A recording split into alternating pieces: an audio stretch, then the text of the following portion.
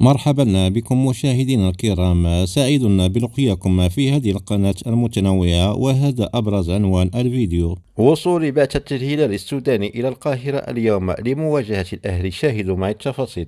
تصل بعثة فريق الهلال السوداني إلى القاهرة برئاسة الأمين العام حسن علي عيسى اليوم الثلاثاء لمواجهة الأهلي السبت القادم في ختام دور المجموعات ضمن منافسة دوري أبطال إفريقيا. ونشرت صفحة الهلال الرسمية على موقع التواصل الاجتماعي فيسبوك مجموعة صور لبعثة الفريق المعلقة من مطار الخرطوم الدولي استعدادا للتحليق صوب القاهرة لمواجهة الأهلي المصري في الجولة الأخيرة من دور المجموعات بمسابقة أبطال إفريقيا.